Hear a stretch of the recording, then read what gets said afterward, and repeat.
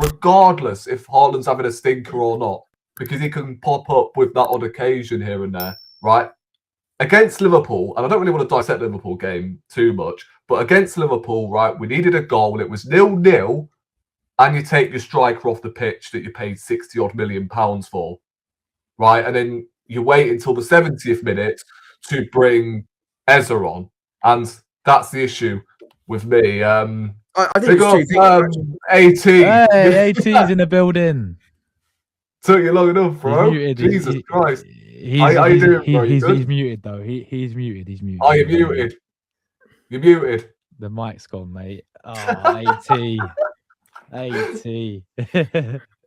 No, still muted. Just really quickly while AT sorts his mic out. The thing is, though, we say that about Man City leaving their kiddos on the pitch. And I think to some extent you've got a point. I mean, I think I would have subbed Gyökeres off in that game too, but I'd have brought Eze on earlier.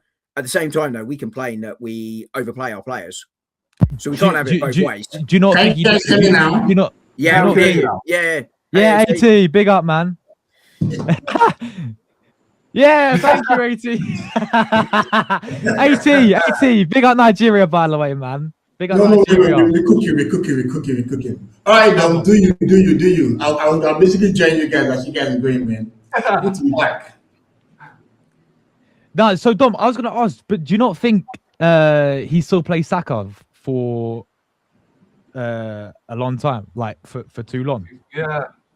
Well, yes and no. But I mean, again, my point is always that, look, most star players at every club play. But secondly, Saka has, I think, played every game where he's not been injured this season, but he also has not started quite a few of those games as well. So he's been on the bench. Actually, he didn't play at the weekend, did he? I think that was the first time. But, so his minutes are being rotated much more. We are seeing Arsenal finally, I know people didn't like the signing of Noni Madueke, but actually finally Mikel Arteta's got a right winger that he trusts to play, and we are seeing Saka be used less. But my point I always make about this Arsenal overplaying is this season we are seeing rotation. Yeah. In the past, I think we've seen it because Mikel Arteta didn't trust his squad. He's got a squad he can trust now, but equally he had to play these best players to get Arsenal to where they were because the drop-off was so big when you took out the first team players. And the last point I'd make is every side plays their star players loads. Rodri plays every minute pretty much at Manchester City before his ACL when he was available. Haaland plays every minute. Salah plays every minute. Mbappe plays, not literally every minute, but, substantial minutes. They don't come off till late in games.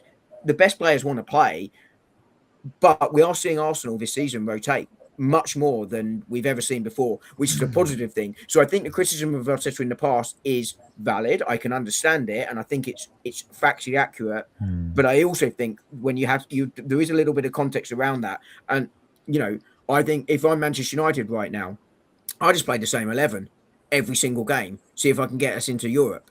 They've got no other games to play for a start, but for a second, look at what happens. I mean, their first team squad isn't brilliant anyway, but look at the drop-off when they bring in the reserves. That's huge. Even so, and they're not exactly good to start with. So you can understand why any manager there is going to do that, because getting into Europe is the only way to fix Manchester United, because otherwise you're not attracting players. You just need to play your best players to get them there, and they can do because they haven't got Europe. But, the point being, if you don't do that, the drop-off is so big, you are risking imploding your season. AT, what do you make of the game real quickly? Obviously, got through the FA Cup. We've been speaking a lot on Gyökeres, it's fair to say, and who should be starting up front right now. What do you make of this whole situation, and what do you make of the Portsmouth game in general, bro? Okay, so for the game, first things first, I was happy with the rotation. I actually wanted everyone. I actually wanted the entire 11 to be out, including Mali Salmon. But I also understood that Gabriel is just coming back from injury and he needs some minutes as well. So that was fair. It was quite crazy to see that old man calling Eva at the edge of the train line. I'm like, come on, you lads, just take it easy and stuff. But my disappointment, in all honesty, I expected more from Eze. He was just going through the paces. He didn't really care that much about the game. Maybe he's kind of getting the after effect of being on the bench for so long. But the biggest concern to me was Miles Lewis-Kelly. I am very scared with Lewis-Kelly playing against Chelsea. Those right wingers are going to cook him. So right now, I would prefer Timber to go to the left and White to be on the right, so that at least we can manage that game. One thing I love about White, in the final third, is amazing. You see that cross that he played across to Martinelli. That, he played the ball off the bar and whatnot. But defensively, he's not that good. So that's just the balance you get between him and Timber. As for Martinelli, well, kudos to him. Just the previous week, you know what happened between him and Conor Bradley, and I'm sure his mind would have been rattled from what happened then. But to see him give 2 headers for our set pieces, man, I'm just happy with the fact that, okay, if you're too stubborn against Arsenal, we're either going to call our striker own goal to come get you, or we can latch onto our set pieces. So overall in the game, I think it was good. It was expected to win them like at least 4 or 5 goals, and we got what we needed. And Kai Havertz also came on for a couple of minutes, which is good, because Gyökeres, fam, I'm tired, bro. I'm tired. It's not as if we did not give him a chance, right? We actually did. Havertz was out injured for almost 4 to 5 months, and he could not make any good use of it. So if Havertz can get the games to get up to speed, then I'm good, because at this point in time, man, I give up. Obviously, there's a trade-off between bringing Gyökeres in this game to get a goal or playing the likes of Gabriel Jesus and Havertz, which was more important, in all honesty. Gyökeres will still get more games in the future. But I was okay with the result, and I'm happy that we're playing Wigan Athletic next. So that's more chance to allow the young lads play as well, and in the second team. Yeah, 80, I'm not going to lie, you sounded like... you acted like Havertz is like this saviour, by the way. The way you were talking about him. So at this point, Rory, beggars can be choosers. When we signed Gyökeres for Sporting, everybody was all about, I can remember Josh, every time it was all about this and whatnot, But we gave this guy ample time.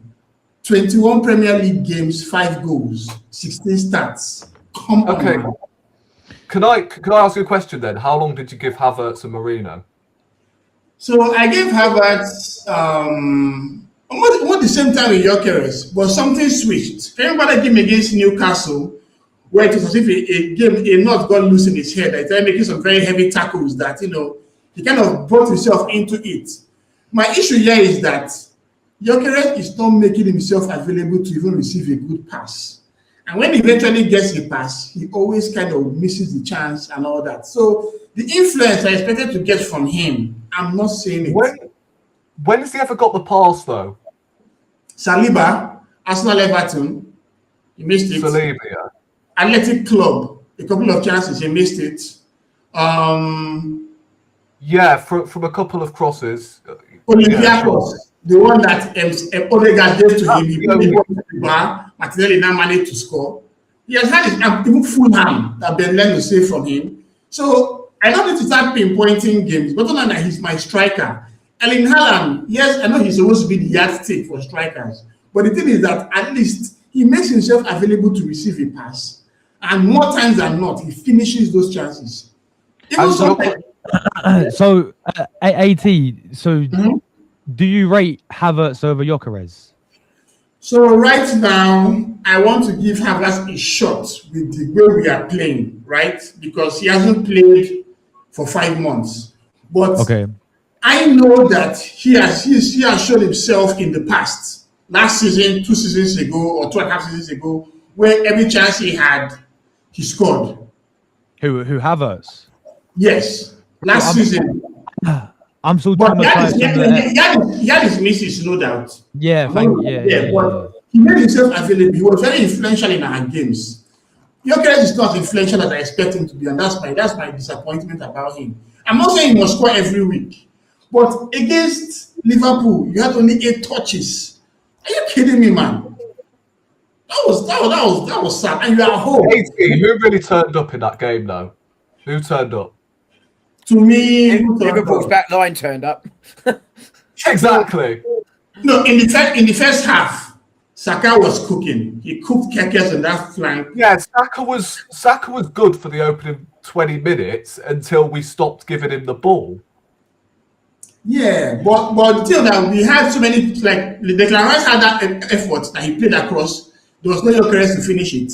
Saka had there's no one to finish it. And in this kind of game, this is the kind of chance you need to have. But what I will say, AT, right? Look at the cross, right, where Timber was through down the byline. Gyökeres is in a fantastic position and he just plays it to the keeper's arms. Yeah, so right? We don't pay attention to when he does good movement, but he's either got basically a cross that's physically impossible for him to get on the end of, or no one is playing the ball to it. Like, you mentioned Saliba. For fuck's sake, who played a ball to it. Yeah. A central defender. Why are we not talking about our creative players? So clearly we have a bias towards the flanks. We don't really. If we had someone like Eberechi Eze play well in the middle, we would have been creating more from there. But he's on the bench right now, bro. And whose fault is that? Well, it's the gaffer. The gaffer prefers Odegaard. And guess what? Eze, I still feel he was punished for what happened against Aston Villa. When you come to the team, there are some things I expected of you. You can see Martinelli and Saka, despite their output, Martinelli has scored 9 goals for all this season, but he defends like a madman at the back.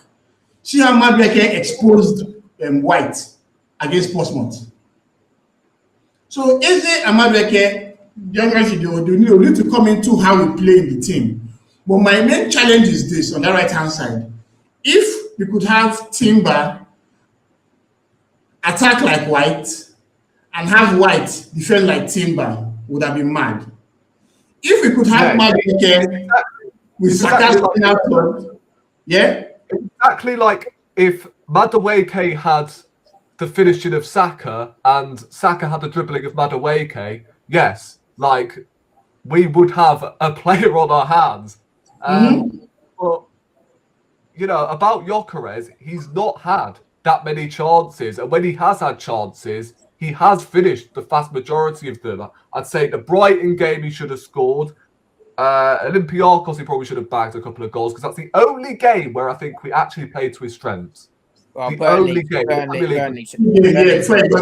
Burnley had a very good game as well. That was it. So I saw we had Leeds as well earlier in the season. Leeds. And funny enough, right, the goal he actually scored was created by himself, right?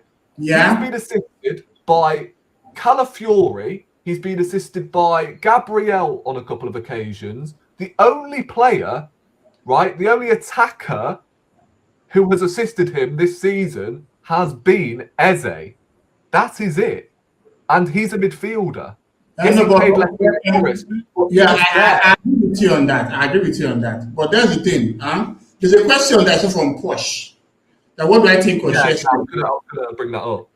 Okay, so guess what? I think Sesko would have done better for us, and Gyökeres would have done well for Man United, because Gyökeres was playing for Amorim, right? Amorim would have basically moved heaven and hell to allow Gyökeres play well in Man U, right?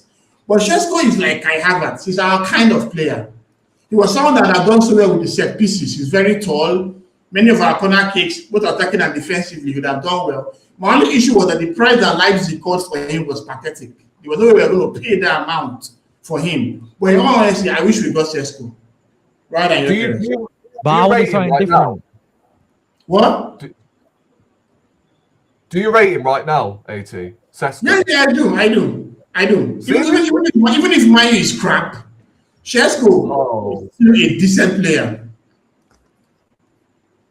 You prefer Sesko? Do you know why? Because Sesko, he has the technique, right? He can hold up play. I think he's about this, bro. Like, what are we doing here? No. He's missed like 4 to 5 chances. He needs at least 2 or 3 chances before he then eventually is on the score sheet. I think Josh is about to nail this one, by the way. Well, I was going to say he's another Havertz. Yeah, I know. Yeah. And that worked for us. Havertz should have worked for us.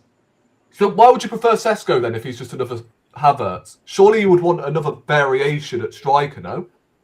Yeah, that's a point. Okay, now that we're going to the equation, how has it worked out for us? So I mean, I look, if you want someone to fit the system, you sign Sesko. You can see why Arteta wanted that, right? But I wanted Gyökeres because he was that difference. Yeah. I think Šeško is still quite young, right? Which is so I suspect he will get more clinical as he gets older. Maybe he won't. We don't know, but I suspect he might do. But I still think Gyökeres was the right signing for Arsenal right now. Even if he doesn't work out, it was the right one to go for because he was a different style of striker. I think Sesko is a good player. I think Sesko will prove to be a good player. He will outgrow Manchester United. But, you know, but most strikers still need 2 or 3 chances. Havertz and others, though, sometimes do miss those horrible sitters. And Havertz is definitely guilty of it, which does then lead to more scrutiny of them. But, you know, it is a myth that some strikers score almost every chance. You know, some are obviously better. Kane, Haaland, obviously strikers, but most strikers will need more chances. The problem for Gyökeres at the moment is he's not taking any of them, and just look like that one he missed against, was it Brighton, where he tried to chip the keeper and just completely fluffed it. You know, but that just speaks to Rory, I can remember that one too, from Trossard. That was pathetic too, man. Bro, Havertz isn't even better than Marino, Drew. Marino is our best striker now. Here's the thing. Marino, Gabriel Jesus, Havertz, they all have the same style. They fit our system. Gyökeres is not fitting our system. And it's a problem for us. It doesn't. But if this manager actually plays to his strengths, then yeah, you'll see the best out of him, right? I'll ask you this. If we had Unai Emery in charge, and I'm not saying I want him back, by the way, but if we had Unai Emery in charge, how many goals do you reckon he's scoring? If we had Unai Emery in charge, he would have given us 15 goals in the Premier League and maybe 5 or 6 in Europe, but at least 20 goals. Because Unai Emery allows the strikers to play a certain type of way. They all work so hard. So it's almost like it is a system issue, and it is. Yeah. I don't think anyone disagrees with you on that, Rory. As we were saying earlier, Arteta's system isn't built around a number 9. It's about sharing the goals, right? So I don't, as we said, I don't think strikers though. Like it doesn't make sense. No, but everyone has a chance to do something. Like right now in the team, Martinelli has 9 goals, Saka has 7 goals, Trossard 7 goals, Gyökeres has 7 goals. Yeah. But we're still struggling with him, man. Do you know what? No, see my problem. I love Gyökeres. I actually want him to do well, right? I believe that you are trying to also adapt to him. But he's struggling. They have to finish each other halfway. Most times, you will see that Gyökeres doesn't make himself available to receive a true ball. He's rather fighting with the defenders. Then when he eventually gets the ball, whether it's a confidence issue, guess what? We even had to allow him play a penalty so that his run wouldn't have been as horrible as it looks right now against Everton. And yes, I was happy he scored the penalty, because if he didn't score, it would have been worse. But my problem is this. He's not doing his own part to adapt to how we are playing, because he still gets chances, bro. I agree with that. I agree with you on that. But what I'm saying is you can't just look specifically at Gyökeres and the fact he's the problem when really, like, let's be honest, none of our attackers have ripped up any trees so far this season. Like, Saka's not been at the level. Trossard's probably been the only one, but still, he scored like, 5 goals in the league, and fair enough, he's bagged assists. But, you know, again, Ezra hasn't pulled up any trees. Odegaard has been crap for the last 8 months. Oh, come on. Like, he has, though, Dom. Like, come on. He has struggled a bit, though. By his own standards, yes, but in the last few weeks, he's been much better. I mean, I don't think you can be... in recent times. But honestly, in the grand scheme of things, no. In the grand scheme of things, I agree with you, but I think you've got to start looking in the last few weeks. But the only thing I would just say on this narrative, right,